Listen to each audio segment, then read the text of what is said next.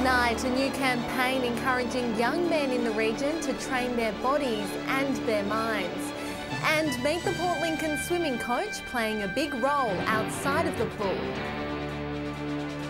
This is Southern Cross News with Abby Donaldson. Good evening. Young men in the region are being encouraged to treat their mental health in the same way they treat their physical health. It's all part of a new campaign by Headspace, which has the backing of sports stars. For young men aged 18 to 25 across our region, looking after their physical health is a top priority. But when it comes to mental health, statistics released by Headspace show there isn't the same emphasis. 1 in 7 men experience issues, yet only 1 in 5 seek help, something they want to change. The more awareness that we try to address and bring up and talk about these things will create that platform. Headspace today launched a new campaign called Head Coach, fronted by leading sports stars including Dale Thomas and Daniel Arzani. It's focused on sharing tips on maintaining a healthy mind. When those disappointments come along now, it's something I look back on and make sure I deal with so they don't build up. Just getting it out makes me feel better as well. Whyalla and Port Augusta will also take part in the campaign. They've been granted funding to run local events that'll spread the message. Really cool merchandise and some cool posters and cards that we are going to be able to run some activities with our young men in our community. Ms. Beers says she hopes it also educates young men to recognise when their mates are struggling. You might not be experiencing the issues or problems yourself, but recognising them in other people is very important. John Hunt, Southern Cross News. A 4th Apex Luxury Cancer Retreat cabin is coming to Wallaroo soon. It will allow for more families living with cancer to visit the beachside town to create precious and lasting memories together. It's a peaceful place for people living with cancer and their families to create special memories. To have a free 1-week holiday to provide opportunities during their cancer treatment or after their cancer treatment. And build some good memories and precious memories of their families at the time. We all know when you're suffering cancer, it's a family journey. The new luxurious unit is set to cost around $190,000 to build, but it reflects the generosity of the wider community, with all that money donated to the local Apex committee. The 4th unit is designed to make the experience as relaxing as possible, featuring all of the latest technology. It's a fully furnished, they've got all the mod cons, we've got dishwashers, washing machines, barbecue Webbers, a beautiful TV, couches, air conditioned, everything you can come enjoy and have a nice time away. I would expect that the 4th unit will be fully furnished and we should be able to be using that well before the end of the year. If your family or someone you know is living with cancer and you would like a week away at the retreat, contact the Cancer Council. Rachel Nell, Southern Cross News.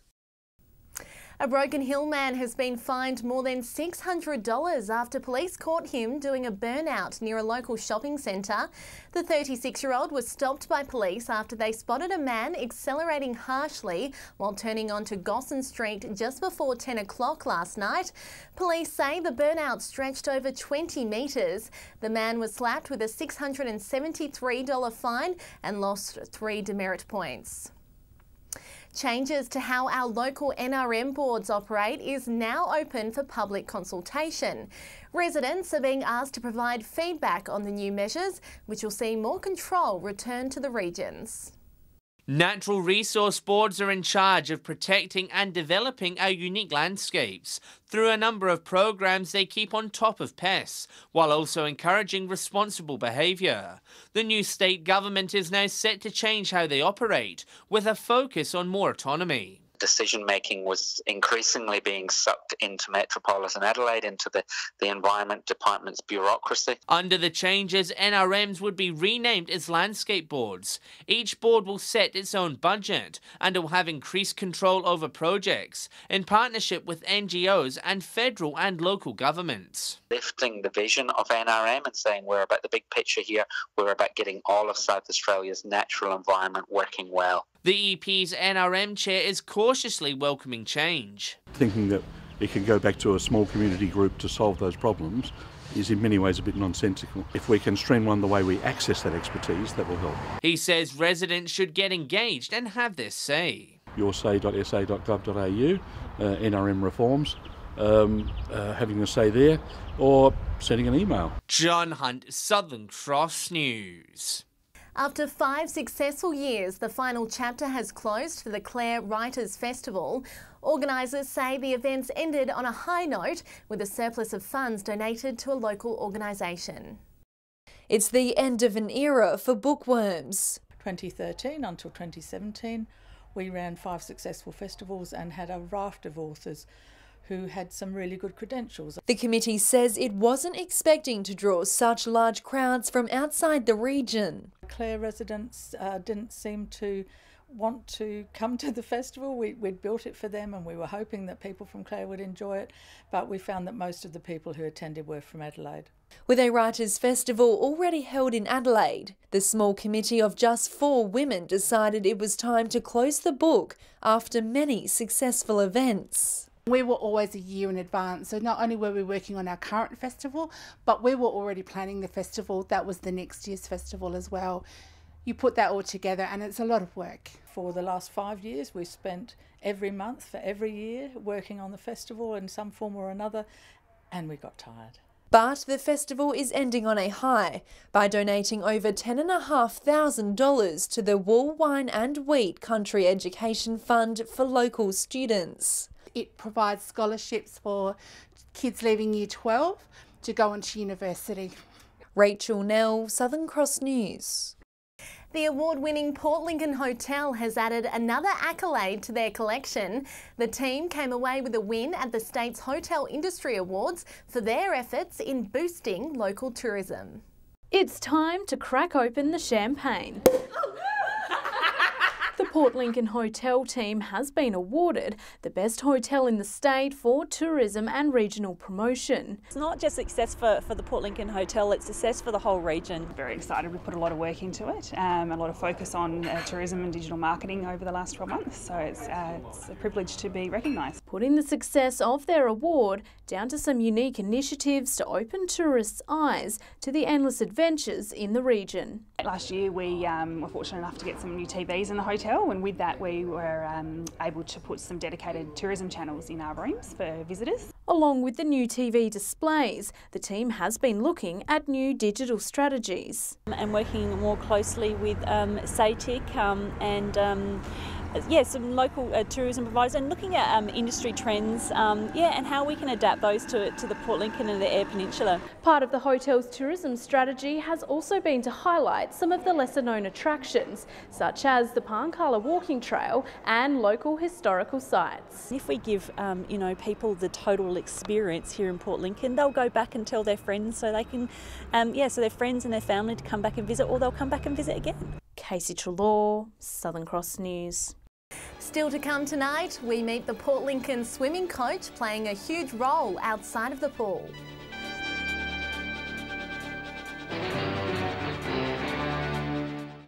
Employment and Skills Services in Port Augusta are calling for expressions of interest in a new Future Leaders training program. It's hoped the TAFE course will build strong young leaders in the community. A plan to help develop industry workers into future leaders. We saw the need in Port Augusta for a program that we could recruit or locate people within the community that would like to be upcoming leaders. The TAFE Run course would teach workers how to implement operational plans and how to lead a diverse workforce. It'll be upskilling existing workers to step up to those leadership positions. The course has been in the works for Port Augusta for 12 months after the success of similar programs in the Southern Flinders region. We're just hoping to build on what's happened in our neighbouring region and hopefully get some great outcomes as well. Many local businesses have been leading the calls for opportunities to develop the future leaders in their ranks.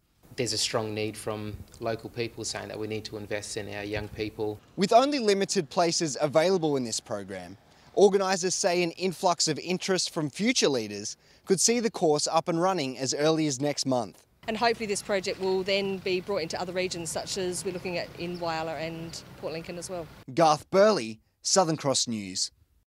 Broken Hill's younger generation put down the school books today and took the next steps towards their future. Local high school students attended a careers expo, discovering dozens of pathways open to them. Heads out of the books and looking to the future. It's really interesting. It's cool to see like everyone come together and look at all the careers that we can have in the future. Yeah, well, it's really good. There's lots of people here. There's lots of different, like a variety of things to be looking at, like hair and beauty, counselling, skincare. There's lots of things to be looking at. Today saw hundreds of secondary students from Broken Hill and surrounds start to think about life after high school. This is one of our largest so far in the last 5 years. You can see with the crowd, it's very packed and it's fantastic. Over 40 exhibitors were set up at the White House Convention Centre, showcasing their industry to the kids any way they knew how. Some handed out pamphlets, the YMCA had a spin wheel, local fireys held demonstrations, and even the local council had virtual reality set up. It's good to see a lot of the school kids come out being really engaged with all the different careers out there. With students taking a lot from the expo. I think it's gone fantastic today and I'm pretty sure everyone's loved it. Yeah, it was good. Got to see a few expos and stuff, a few possibilities after school like universities, apprenticeships, a few free pens and stress balls and a few periods off school as well, which is always good. Patrick Ryanke, Southern Cross News. Broken Hill's monthly council meeting has just got underway and the city's mayor will be putting forward a mayoral minute tonight. Daria Turley is calling on local councillors to support the New South Wales Public Libraries Association in its push for more state funding. The mayor says local governments have had to foot the bill to keep local libraries up and running in recent years and is calling for more government support. Artists from the Port Augusta region are preparing for this year's Arid Sculpture exhibition. The biannual display is said to have more innovative creations pop up than ever before. If you've ever been for a stroll around the Arid Lands Botanic Gardens, you've probably seen these sculptures. Well, for a limited time, you're set to see more similar creations, with the Arid Sculpture exhibit opening soon. So sculpture work can be different mediums, whatever medium they like. It's their choice, but it has to withstand the weather. The exhibit is held every 2 years at the renowned Port Augusta hotspot, with the first prize worth $2,500. There are about 24 artists who participated in the last exhibition. This year, the exhibition, we're hoping to have the same amount of artists. One artist who is prolific in the exhibition is Craig Ellis. He's entered every year since it began in 2006. And this year, he's busy making 2 sculptures, an individual entry, as well as a collaboration with the kids at the Tiji Tiji Wildra preschool. The kids are going to play a real big part in this, and not just the kids, their family. The theme for this year's exhibition is Powered by Nature, a nod to the region's changing energy landscape. Was inspired by all the renewable energy happening in the region, so we thought it would be quite fitting. Garth Burley, Southern Cross News. Our regional centres are filled with locals who give their time to coach up-and-coming sports stars. But one local legend has now been recognised nationally for her role in helping Port Lincoln swimmers. She's the driving force behind some of the region's top swimmers. And this year, Sonia has been nominated as one of 13 local legends across Australia to be recognised for promoting the sport as a volunteer. I used to be a competitive swimmer myself, so it's just been natural for me, having moved to Port Lincoln about 15 years ago, that when my kids were old enough to really get right behind the club and do what I can to grow the sport. A teacher by day, Sonia spends her spare time poolside, coaching a variety of squads and supports the club with grant applications and community promotion. So I get a real kick out of promoting each individual child and trying to find opportunities for them to shine. She can even lay claim to playing a small part in the journey for Olympic gold medalist Kyle Chalmers. When I first entered the club, I was fortunate enough when he was coming home on school holidays while he was still training in Adelaide for him to come back in and join the squad. And some of her brightest stars couldn't be more proud of her newfound national recognition. She's so amazing. I couldn't imagine anyone else as good as her. She was an awesome support and a kind of role model for me. And without her kind of telling me to keep going at each lap, I wouldn't be swimming today. Casey Trelaw, Southern Cross News. Stay with us after the break. We'll have the region's fuel prices And it is looking like some more much needed rain is on the way. I'll have all the details up soon. Welcome back. It's time now for Fuel Watch. Here's Patrick. Well, school holidays are over, but petrol prices are on the way down. The entire Spencer Gulf has seen a drop, while here in the Silver City, it remains steady. Taking a look at unleaded, and Port Lincoln is the first to see a solid drop. The price is down by just over 2 cents. Whyalla has dropped substantially, and the same goes for Port Augusta. Both townships have seen their prices plummet by 5 cents. Port Pirie is now the cheapest in the Gulf, dropping down to $1.44. Kadina is a little bit dearer on $1.46. Broken Hill hasn't seen any movement over the past week and still stands on $1.53. Adelaide has seen its price go further down. The average is now only $1.30 a litre. To diesel now, and both Port Lincoln and Whyalla have seen no movement. Port Augusta has dropped by 1 cent, Port Pirie has dropped by 2. Kadina is the only one to see red after its price jumped back up to $1.49. Broken Hill has seen a minor change, while in the City of Churches, a 1 cent decrease now has the average sitting at $1.41. Now remember, these prices are the regional averages and they do not reflect any one particular outlet. If you do find a spot that does sell unleaded or diesel for cheaper, let us know on our Facebook page.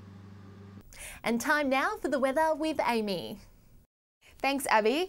A mostly fine day around the region today. 21 the top in Port Augusta, Whyalla and Broken Hill, seeing some sunshine with a high of 20 degrees, showers and 17 in Port Lincoln. On the satellite, and cloudy skies in the southeast. However, patchy rain is easing. Skies are generally clearer elsewhere under a ridge of high pressure.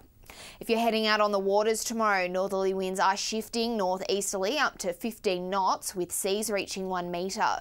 Sunrise is at 7:17 while it will set at 5:34. A wet day forecast for most districts tomorrow, however maximums will remain high. 23 in Port Augusta, temperatures in Whyalla and Woodna a few degrees cooler, fine and 20 degrees for Coffin Bay. Showers are predicted to develop over the weekend in Port Lincoln, a top of 15 on Sunday. Cleve and Woodna will see showers and cloudy skies with maximums in the mid-teens. A wet few days coming up in Whyalla, hitting 16 degrees as the weekend draws to a close. Showers could settle around Port Augusta and Kadina, leading into Saturday and Sunday. And in Port Pirie, showers and 15 expected on Sunday. Maximums in Clare will sit a few degrees cooler in the next few days. And while Broken Hill will see some showers, conditions are set to fine up over the weekend. And that's all the local news this Wednesday. Thanks for your company. Good night.